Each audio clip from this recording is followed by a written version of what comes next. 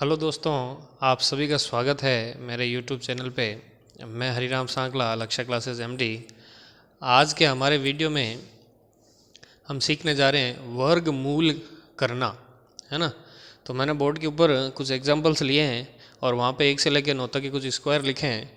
तो यहाँ पे सबसे पहले जो चीज़ है बेसिक, इसका जो कंसेप्ट है वो हम समझेंगे, है ना। यहाँ पे किसी भी संख्या का वर्गमूल निकालने के लिए, है ना, आपको क्या क्या चीज़ें ज़रूरी है, पहले उन चीज़ों को समझना आवश्यक है ना।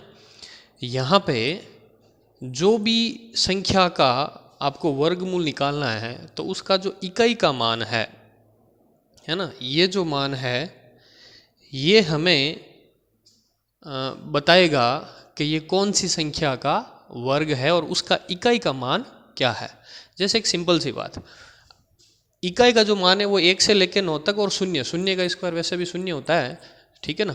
तो यहाँ 1 से लेकर 9 तक 1 का स्क्वायर 1, 2 का स्क्वायर 4, 3 का स्क्वायर 9, यानी कि 9 तक आपको अगर स्क्वायर याद है तो आप इकाई का मान निकाल सकते हैं, है ना भाई। एक सिंपल सी बात, यानी कि ये संख्या जिस किसी संख्या का भी स्क्वायर है ना, तो उसमें यानी कि आप देख सकते हो कि कौन सी संख्या का वर्ग करने पर 6 आता है।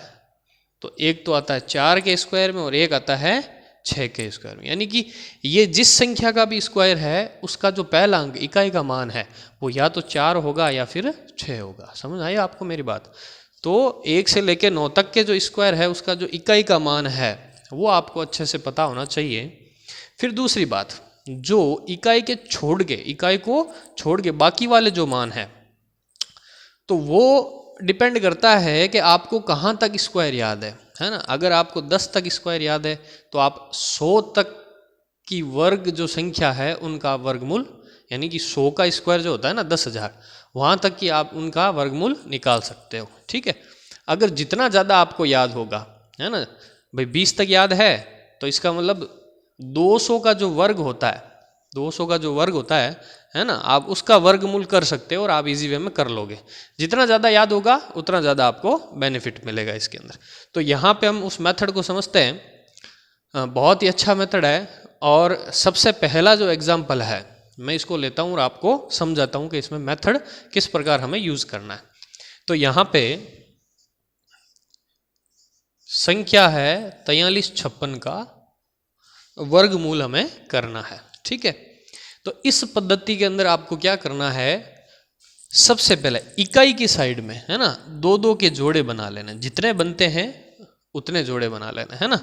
तो आपको क्या करना है कि जो पहला जोड़ा है केवल उसी के ऊपर फोकस करना है और बाकी जितने भी पीछे बचा है ना, बाकी जितना भी बचा है उसको पीछे छोड़ दो। अब यहाँ पे देखो, पहला काम क्या था, पहला काम ये था कि इकाई के साइड में से 2 का जोड़ा, यानी कि 2 डिजिट लेनी है, बाकी शेष पीछे छोड़ दो, ठीक है। और इन दोनों में से केवल आपको क्या देखना है, इकाई का मान देखना है, 6। क्लियर। अब आपको ये देखना है कि ये जो 6 है वो हमें इकाई का मान प्राप्त करवाएगा कि 1 से लेके 9 तक कौन सी संख्याओं के वर्ग में ये 6 आता है। तो एक तो 4 के और एक 6 के। इसका मतलब ये जिस संख्या का वर्ग है उसका इकाई का मान या तो 4 होगा या 6 होगा। कन्फर्म आपको समझ में आ गया। देखो, मैं हर वीडियो में क्या कहता हूँ, मेथड पता चलने के बाद में आप इसको मौखिक भी कर सकते हो और प्रैक्टिस सबसे ज़्यादा जरूरी। क्या प्रैक्टिस, जितनी ज़्यादा प्रैक्टिस होगी तो इस चीज़ ये आपके लिए हैबिचुअल हो जाएगा और फिर आप इसको बहुत जल्द कर पाओगे, ठीक है।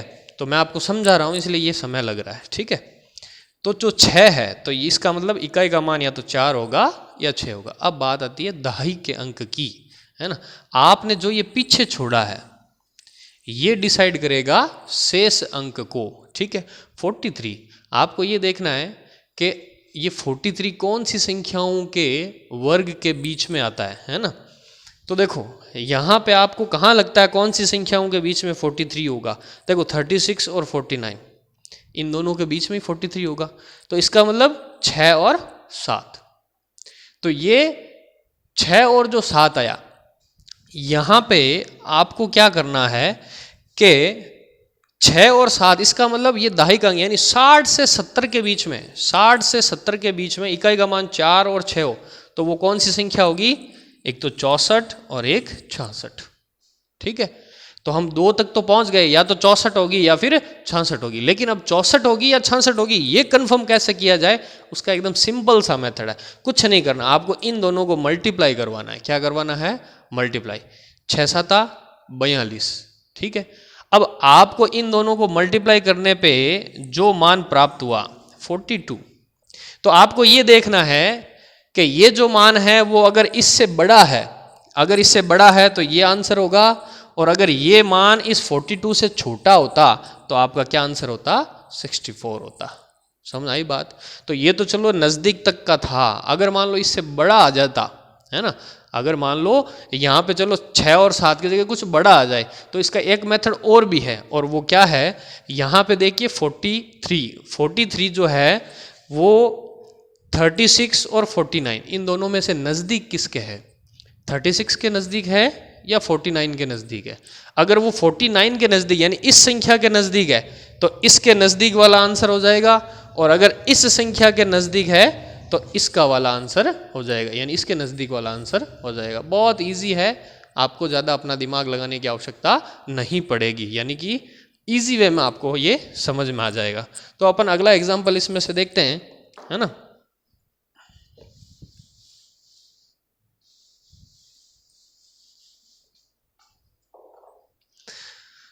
तो ये हो गए आपके 66। फिर उसके बाद में है वही बात, 2 डिजिट लेनी है, शेष छोड़ना है। 6 इकाई का मान आपको देखना है। 6 कौन सी संख्याओं में आता है? 4 और 6 में, तो इकाई का मान 4 और 6 फिक्स हो गया। फिर उसके बाद 57, ये 57 कौन सी संख्याओं के बीच में आता है भाई?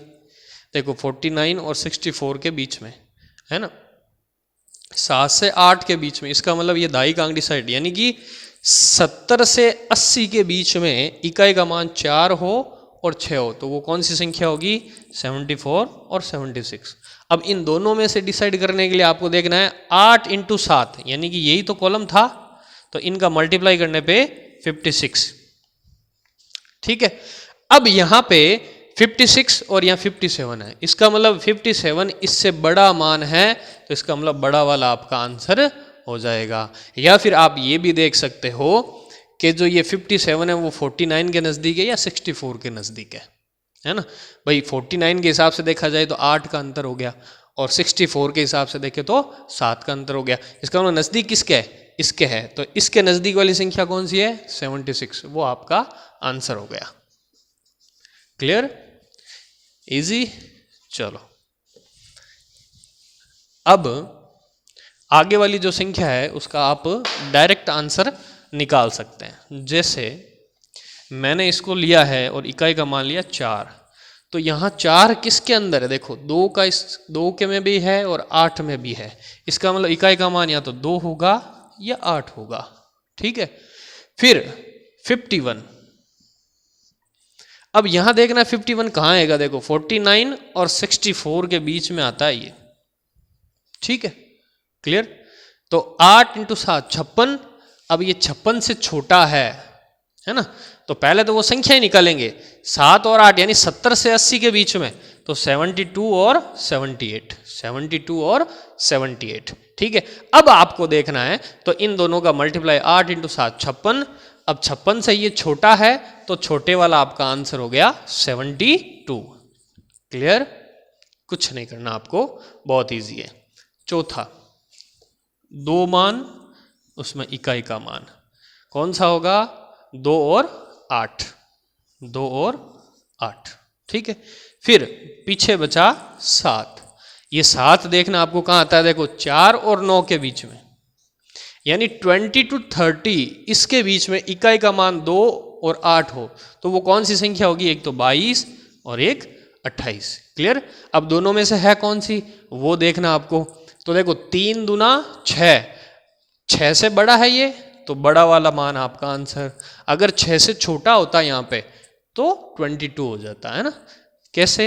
जैसे अगर यहाँ पे 484 होता तो क्या करते, 2 डिजिट लेते, इकाई का मान 4, तो 2 और 8, ठीक है। फिर आया 4, तो इसका मतलब ये रहा 4, तो 22 30, इसका मतलब 22 और 28।